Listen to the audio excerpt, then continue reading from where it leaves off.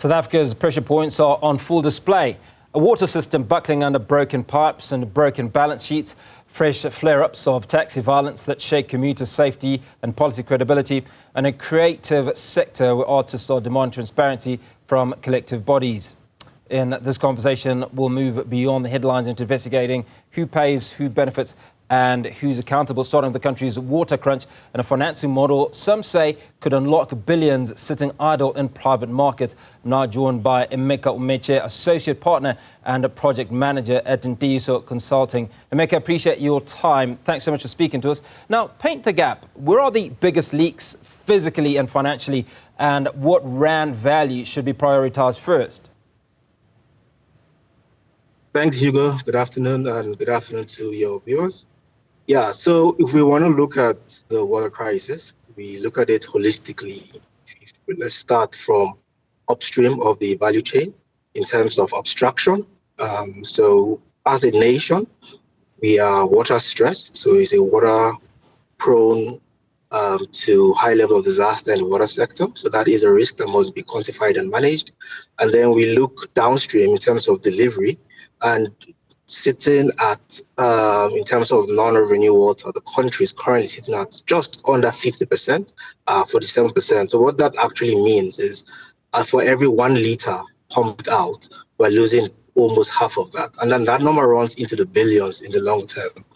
What that means is service delivery is affected in terms of people not having water in their taps. But what it also means is for certain utilities to try and address that gap, since in most instances you'll find that there is insufficient funding to address those leakages, they in certain instances try to correct by increasing the tariffs, which now drive more impact on households.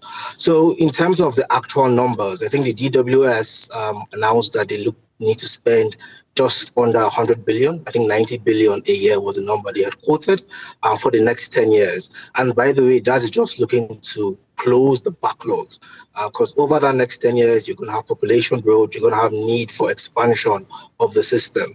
So it's clear that the issue is quite broad, is multifaceted, but as much as it's a technical issue in terms of water, I really strongly believe the solution is finance driven.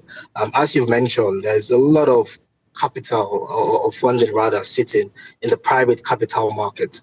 When you look at that sector, there's very little investment from the private capital market into the water sector specifically. So I think it's about time right now we start looking at innovative ways we can unlock funding there, so we address these issues we're seeing at the national level.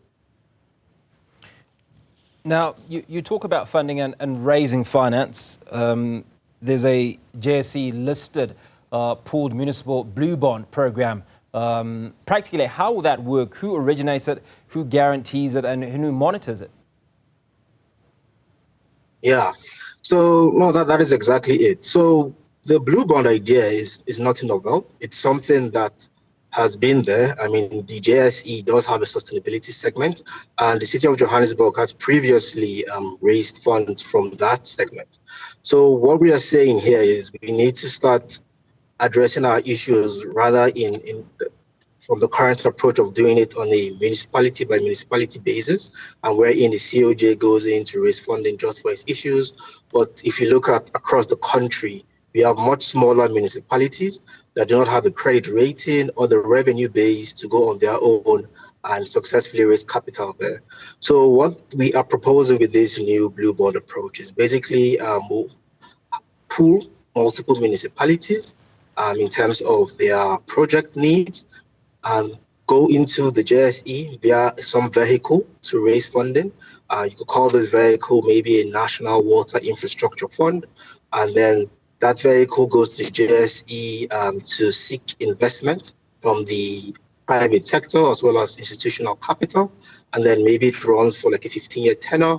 And then the projects are then delivered on a project-by-project basis. Obviously, there will be nitty-gritties that will need to be ironed out in terms of how you prioritize the projects and all of that.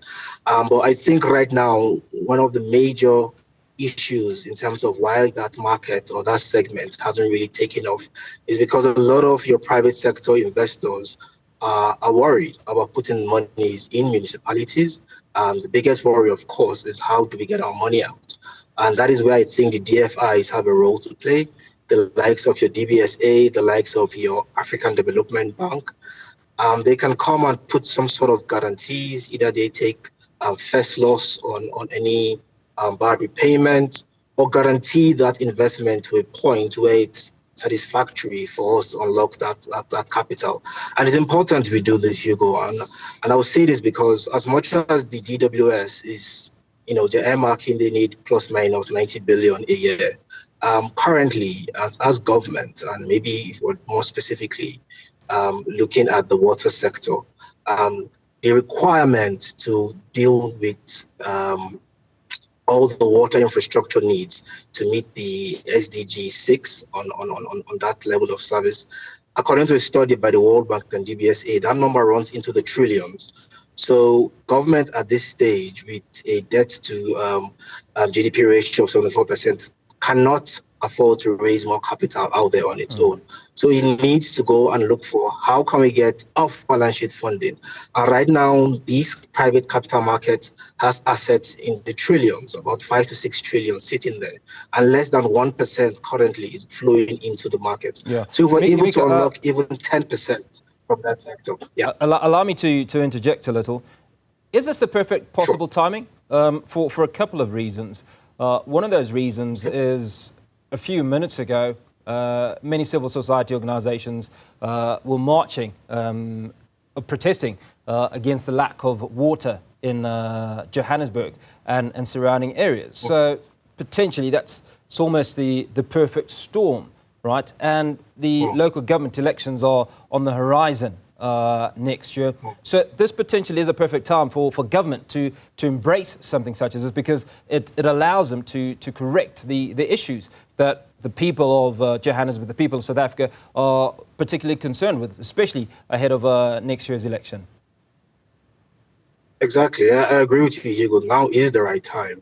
I really do feel the water crisis presents an opportunity to unlock possibly the best or most investable assets over the next decade. I think now is opportune time. Those non-renewable water that we're seeing in the 47, 48% are just unsustainable. And hence we're seeing this social unrest with citizenry clearly frustrated due to, it could be lack of reservoirs being available, or they're dealing with restrictions because of high losses in the system. So now is the time. We need to look at off-balance sheet funding for these municipalities, specifically looking at the city of Johannesburg, and looking at how can we address these issues in terms of replacing our old infrastructure, reducing the losses, and how can we ensure sustainable service provision for citizenry. So I agree, now is the time to start looking at such opportunities. So as we wrap, talk to us about how this needle gets moved as expeditiously as possible. Yeah, I think there are a few things that will need to be addressed. It will be probably a similar approach to what was done with the Renewable Energy IPP. So we'll need to address policy to a point, because currently there are certain restrictions in terms of municipalities not being able to cover each other's debt or take our responsibility of each other's debt. So those sort of policies will need to be addressed, and we looked at how can we structure this properly.